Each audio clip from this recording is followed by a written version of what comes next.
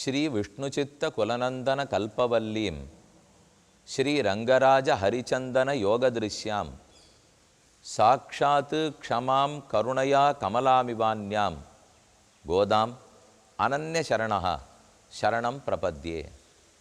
श्री வேதாந்த தேசிகன் ஆண்டாளுக்குன்னு சமர்ப்பித்த அழகான ஸ்லோகம் இது. ஸ்ரீ விஷ்ணு சித்தர் பெரியாழ்வார். பெரியாழ்வாருடைய குலத்துக்கே கற்பகக் கொடி போன்று பெருமை சேர்ப்பதற்காக பிறந்தவள். ஸ்ரீ ரங்கராஜ ஹரிச்சந்தன யோகதிருஷ்யாம், ஸ்ரீரங்கத்து பெருமாளை கைப்பிடித்து அந்த பெருமானே ஒரு கற்பக மரத்தை போல இருந்தால் அதை சுற்றி படர்ந்திருக்கும் கற்பக கொடி போன்றவள் ஆண்டாள். சாக்ஷாத்து க்ஷமாம், க்ஷமைன பொறுமை, பூமாதேவிக்குத்தான் பொறுமை. அந்த பூமாதேவியே திரும்ப மண்ணுலகில் பிறந்தவள். அதனால் பூமியினுடைய அவதாரம். கருணையா கமலாமிவான்யாம், ஸ்ரீ மகாலட்சுமி தாயார் கருணையே உருவானவள்.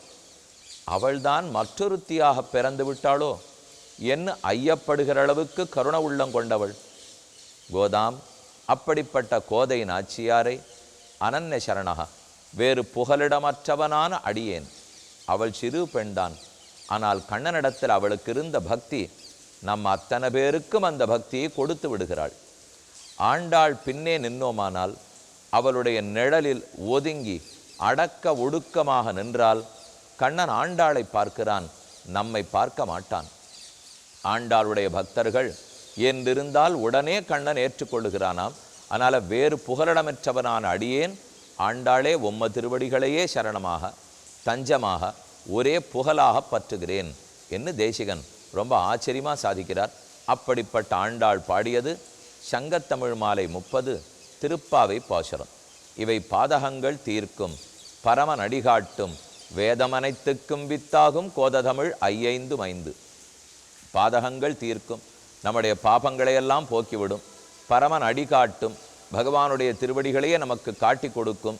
வேதமனைத்துக்கும் வித்து, வேதத்துக்கு என்னென்ன சாரமான அர்த்தங்களோ, வேதத்தினுடைய திரண்ட கருத்துகளோ அத்தனையும் ஒவ்வொரு பாடலிலேயும் நாம் தெரிந்து கொள்ளலாம். அப்படிப்பட்ட திருப்பாவையில் முதல் 5 பாசுரங்கள் அவதாரிகை, அதாவது முன்னுரை. அதில் தற்போது இன்னைய நாள் பாசுரம் 2வது பாசுரம். மார்கழி திங்கள்ங்கிறது முதல் பாசுரம், நேற்றைக்கு கேட்டோம். இன்னைக்கு 2வது பாசுரம். வையத்து வாழ்வீர்கள் நாமும் நம் பாவைக்கு செய்யும் கிரிசகள் கேளீரோ, பார்க்கடலுள் பையத்து இன்ன பரமனடி பாடி நெய்யுண்ணோம் பாலுண்ணோம் நாட்காலே நீராடி மையிட்டெழுதோம் மலரிட்டு நாமுடியோம் செய்யாதன செய்யோம் தீக்குறளைச் சென்றோதோம் ஐயமும் பிச்சையும் ஆந்தனையும் கைகாட்டி உய்யுமாறெண்ணி உகந்து ஏலோர் எம்பாவாய். இது 2வது பாசுரம். ஏலோர் எம்பாவாய், ஏலோர் எம்பாவாய்னால் பாவை நோன்புன்னு ஒரு அர்த்தம். எம்பாவை நாங்கள் தொடங்கி இருக்கிற நோன்பு. இல்லைன்னா பாவை பொம்மை, பதுமை, காத்தியாயனி பொம்மை. அப்போ அந்த பொம்மையை வச்சுன்னு தானே நோன்பை நோக்கிறார்கள். அதனால எம்பாவாய்னு கூப்பிடுகிறார் என்று கொள்ள வேண்டும். ஏல் ஓர் என்பது அசையை முடிப்பதற்காக, பாதபூரணம்னு வடமொழியிலே சொல்லுவார்கள். அந்த பாடலை முடிப்பதற்காக சேர்க்கப்பட்ட அசைகள். இனி பாட்டனுடைய கருத்து என்ன? பெரியவாச்சான் பிள்ளைங்கிற ஒரு வியாக்கியானம் பண்ணுறார். அழகிய மணவாள பெருமாள் நாயனார் ஆச்சரியமான உரை எழுதியுள்ளார். திருநாராயணபுரத்து ஆய் ஜனன்யாச்சாரிய சுவாமி உரை எழுதியிருக்கார். இந்த உரைக்கெல்லாம் ஒவ்வொரு படின்னு பேர் சொல்லுவார்கள். திருநாராயணபுரத்து சுவாமி 2000 படி 4000 படி என்று 2 உரைகள் எழுதியுள்ளார். ஒரு படிங்கிறது 32 எழுத்து கணக்கு. 2000 படினா 2032 எழுத்து சேர்ந்தால் அதுதான் அந்த உரை நூல். 4000 படினால் 4032 எழுத்துகள் சேர்ந்தால் அது அந்த உரை நூல். 3000 படினால் 3032 எழுத்துகள் சேர்ந்தால் அந்த உரை நூல். கணக்கு பண்ணிக்க வேண்டிதான். அந்த நாளில் எழுத்தாணியும் ஓலச்சுவடியும் வைத்து கொண்டு எப்படித்தான் கணக்கு பண்ணார்களோ இன்றைக்கெல்லாம் கணிப்பொறி. நாம் ஒரு பக்கம் எழுதுகிறோன்னா இதில் எத்தனை பக்கம் இருக்குது, எத்தனை வரிகள் இருக்குது, எத்தனை வார்த்தைகள் இருக்குது, எத்தனை எழுத்து இருக்குது, நீ எங்கெங்கே தப்பு பண்ணியிருக்கேன்னு முதற்கொண்டு அது சொல்லிடுறது. நமக்கு தப்பு தெரியறதோ இல்லையோ, அது கீழே சிவப்பு கோடு போட்டு காட்டுறது, பச்சை கோடு போட்டு காட்டுறது, நீ தப்பாக பண்ணியிருக்கேன். இதெல்லாம் அந்த நாளில் வசதி உண்டா? ஆனால் இது இத்தனை வசதியை நாம் வச்சுன்னு தப்பாக எழுதின்னு இருக்கோம். ஆனால் அன்றைக்கி ஒரு வசதி இல்லாமல் ஒரு பிழை இல்லை. இன்றைக்கி 1000 வருஷம் பெரியவாச்சான் பிள்ளை வியாக்கியானம் பண்ணி கிட்டத்தட்ட 800 வருஷம் ஆப்போகுது. இத்தனை வருஷமாக ஒரு இக்கு இச்சு இட்டு இத்து விடவே இல்லையே, ஒரு அரைப்புள்ளி காப்புள்ளி விடலையே, அப்படியே நமக்கு கிடைச்சிருக்குனால் அதுதான் மகான்களுடைய பெருமை. அதனால் நமக்கு இப்போ திருப்பாவை புரியணும்னால் ஆண்டாளிடத்தில் பக்தி வேணும். அந்த பாடல்களுக்கு உரை எழுதியிருக்கிற வியாக்கியாத்தாக்கள், அதிலும் வியாக்கியான சக்கரவர்த்தியான சுவாமி பெரியவாச்சான் பிள்ளை, அவர் திருவடிகளில் நமக்கு பக்தி இருந்ததுனால் தானே ஆண்டாளர்களும் கிடைச்சிடும், தானே பெருமான் கண்ணனுடைய அனுகிரகமும் கிட்டும். 2வது பாசுரத்தில் பெண்கள் நாம் எல்லாரும் நோன்பு நோக்கிறதுக்காக வந்திருக்கோம். ஒரு நோன்புன்னு ஏற்றுக்கொண்டால், விரதம்னு இருந்தால் இன்னென்னதை செய்வோம், இன்னென்னதை தவிர்ப்போம் இருக்கணும் இல்லையா? அதைத்தான் கிருத்திய அகிருத்திய விவேகம்னு சொல்லுகிறார்கள். இதை செய்யலாம், இன்னென்னதை செய்யக்கூடாது, இந்த 30 நாள் வரைக்குமான் இப்படித்தான் நம்ம ஜாகிரதையாக இருக்க வேண்டும் என்று கிருத்திய அகிருத்திய விவேகம் செய்கிறார்கள். என்னென்ன செய்யலாம்? வையத்து வாழ்வீர்கள், இந்த பூலோகத்தில் வாழறவர்களே. நாம் நினச்சிட்டு இருக்கிறது வைகுந்தத்தில் தான் வாழ்ச்சி, பூலோகத்தில் வாழ்ச்சி கிடையாதுன்னு நினச்சிட்டு இருப்போம். அதனால தானே எல்லாரும் அங்கே போகணும்னு சொல்கிறார்கள். ஆனால் ஆண்டாள் சொல்கிறது வைகுந்தத்தில் வாழ்ச்சி இல்லை, வையத்து வாழ்வீர்கள், வையத்திலே வாழ்ச்சி. இப்படி கூறலாமா? காரணம் இருக்கே. வைகுந்தத்தில் பெருமாள் இருந்தாலும் ஒரு மனக்குறையோடு இருப்பான். கோகுலத்துக்கு வந்த பிற்பாடு அந்த குறையே நீங்கி படுத்தான். வைகுந்தத்தில் இருக்கிறச்சே யாரானு குற்றம் புரிந்தால் பெருமாள் மன்னிப்பார், யாருக்கிட்டையானு இல்லேன்னு கையேந்தினா தான பிரபுவாக கொடுப்பார். இதெல்லாம் நடக்குமா பாருங்கள். இப்போ யார்கிட்ட என்ன இல்லை வைகுந்தத்திலே, கையேந்திரத்துக்கே ஆள் இல்லை, அதனால் பெருமாளால் கொடுக்கவே முடியாது. அவருக்கு கொடையாளிங்கிற பட்டமே கிடைக்காது. குற்றம் பண்ணுறதுக்கே ஆள் இல்லை, அதனால் அவரால் மன்னிக்கவே முடியாது. அப்போ மன்னிப்புங்கிற குணத்தை காட்டவே முடியாது. குணம் இத்தனை இருந்தும் அதை வெளிப்படுத்த முடியாமல் வைகுந்தத்தில் தவித்திருக்கிறார் பெருமாள். அதனால தான் ஒரு நாள் முடிவு பண்ணிட்டார், இனிமேல் நாம் பூலோகத்துக்கு போகணும், ஆய்ப்பாடி கோகுலத்தில் பிறக்கணும். அங்கே பார்த்தீங்கன்னா எல்லாம் குற்றம் புரிந்தவா இருக்கும், மன்னிக்கிறதுக்கு வாய்ப்பு இருக்குது, எளிமையை காட்டலாம், தயையை காட்டலாம், கருணையை காட்டலாம், தானத்தை காட்டலாம். எல்லாம் நம்ம ஊரில் தானே நடக்கும். ஆகவே பெருமானுக்கு குணங்கள் இருந்தாலும் வைகுந்தத்தில் குணங்கள் இருந்தால் அது பகல் வேளையிலே விளக்கேற்றி வைத்தா போலே வீண், ஒத்திருக்கும் பயன்படாது. ஆனால் ராத்திரி வேளையில் விளக்கேற்றி வைத்தா பயன்படும். அதை போலத்தான் பெருமானுடைய குணங்கள் இந்த வையத்திலே தான் நன்ன வாழ்ச்சி அடையறதான். ஆகவே இங்கே பிறந்தவர்களே, வையத்து வாழ்வீர்கள், நாமும் நம் பாவைக்கு செய்யும் கிரிசகள் கேளீரோ. நம் பாவை நம்முடைய நோன்பு, இந்த நோன்புக்காக செய்யும் கிரிசகள் கேளீரோ. கிரிசகள்னா கர்மங்கள்னு அர்த்தம். நாம் என்னென்ன பண்ண போகிறோம், என்னென்ன பண்ணக்கூடாது அப்படிங்கிறத காதார கேளுங்கோ. நாமும் பெண்களான நாமும் நம் பாவைக்கு, இந்த பாவை நோன்பான மார்கழி நோன்புக்கு செய்யும் கிரிசகள், நாம் என்ன பண்ண போகிறோங்கிறத கேளுங்கோ. நல்லா காது கொடுத்து கேளுங்கோ. இப்போ நீங்கள்லாம் உட்காந்து கேட்டுருக்கீங்களோ இல்லையோ, கால வேலையில் கேட்குறீள். இதுக்குள்ளே உங்களுக்கும் வீட்டில் எத்தனையோ வேலை இருக்கும், அடுத்தடுத்து வெளியில் போக வேண்டிய வேலைகள்லாம் இருக்கலாம். அப்போ கொஞ்சம் அங்கே பார்த்துட்டு இங்கே பார்த்துட்டு கேட்கச்சே, கொஞ்சம் இங்கே கேட்குறீளா அப்படின்னு தட்டி உங்கள் கவனத்தை திருப்புறோம் பாருங்க. அதே போலத்தான் ஆண்டாள் இப்போ எல்லா பெண்களுடைய கவனத்தை திருப்புறா. நமக்கு கவனக்குறவு உண்டு, கோபிகைகளுக்கும் கவனக்குறவு உண்டான்னா அவளுக்கு கவனக்குறவில்லை, கவனமெல்லாம் கண்ணன் இடத்துல படுத்தான். இப்போ இத்தனை நாளும் கண்ணனை பார்க்கவே முடியாதுன்னு நினச்சிருந்தோம், இப்போ நோன்பு நோக்கிற அளவுக்கு வந்துட்டோமே, இப்போ கண்ணன் கிடச்சிட போகிறாரே என்ன கண்ணன் இடத்துல சிந்தனை போயிடுது. ஆண்டாள் இப்போ கூப்பிடுறா, போகிறோம் அங்கே நினச்சது. இங்கே என்ன பண்ணணும்னு முதல்ல கேளுங்க. நோன்பு நோத்துட்டுன்னா அப்புறம் கண்ணன் இடத்துல போய் ஆகணும். கேளீரோ, அதுக்காக கவனத்தை திருப்புறதுக்காக கூப்பிடுறா. அடுத்தது கேளீரோ, கேட்பதே புண்ணியம், கேட்பதே புருஷார்த்தம். செல்வத்துள் செல்வம், செவிச்செல்வம், அச்செல்வம் செல்வத்துள் எல்லாம் தலை. அதுவும் பகவானை பற்றி கேட்கறதுங்கிறதே புண்ணியம் இல்லையா? அது நமக்கு இருக்கிற பாக்கியம். ஸ்ரவணம் கீர்த்தனம் விஷ்ணோஹோ ஸ்மரணம் பாதசேவனம்னு சொல்கிறார்கள். நன்கு காதார தினமும் ஒரு 1/2 மணி நேரமாவது பெருமானுடைய குணங்கள், அவருடைய திருவிளையாடல்கள், அவருக்கு இருக்கிற அழகான திருமேனி, இதை பற்றி கேட்க வேண்டும். அதுதான் காது படைத்த பயன். கேளீரோ, கேட்கறதுக்கு காசு கொடுக்க வேண்டாமே, பேசுறதுக்காவது மூடின்னு இருக்கிற வாயை திறந்தா தான் பேச முடியும். ஆனால் காது திறந்தே இருக்கோ இல்லையோ. கேளீரோ. இன்னொன்று சொல்கிறா, கேளீரோ, சொல்றவனுக்கு ஒரு பாக்கியம், கேட்கிறவனுக்கு ஒரு பாக்கியம்.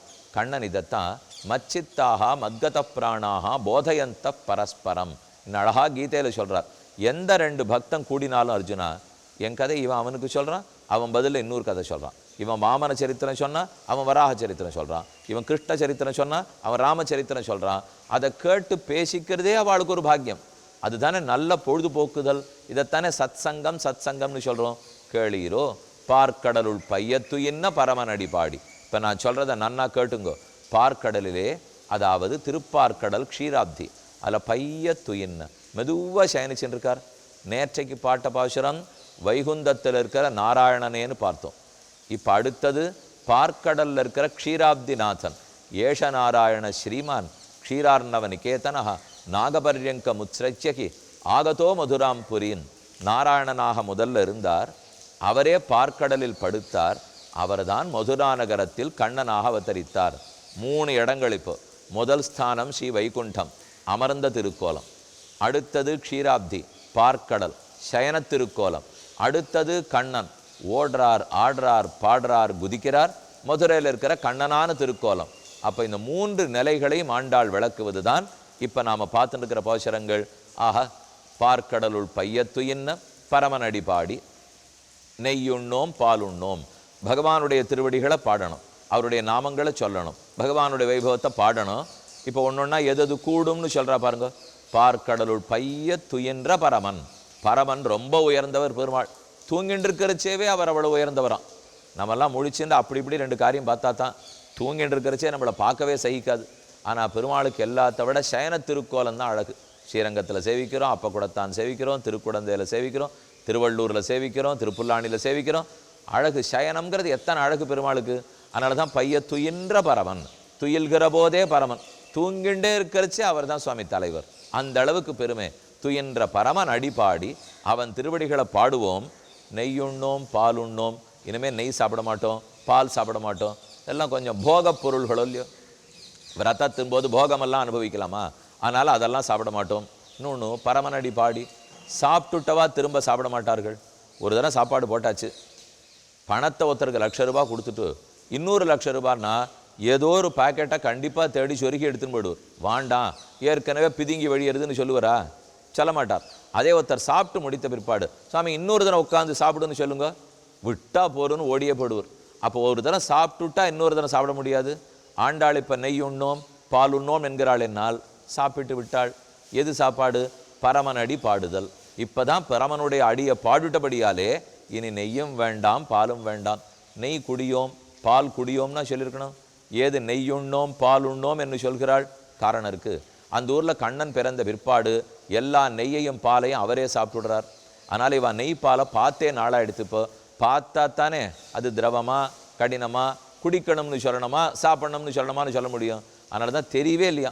நெய் உண்ணோம் பால் உண்ணோம் சாப்பிட மாட்டோம், மையிட்டு எழுதோம், கண்ணுக்கு மையெல்லாம் இட்டுக்க மாட்டோம். அலங்காரமும் இல்லையா? அது விரத நாளில் அலங்காரம் பண்ணுவாளா? மையிட்டு எழுதோம், மலரிட்டு நாம் முடியோம். நாங்கள் தலையில் பூச்சி உடிக்கவும் போகிறதில்லை, நாம் முடியும். கண்ணனா சூடி விட்டால் மறுக்க மாட்டோம், ஆனால் நாமா சூடிக்க மாட்டோம். நெய் உண்ணோம் பால் உண்ணோம் நாட்காலே நீராடுவோம். காலங்கார்த்தால நீராடிடுவோம். அப்போ நீராடுதல் உண்டு, பரமனடி பாடுதல் உண்டு. இதெல்லாம் செய்ய தகுந்தவை.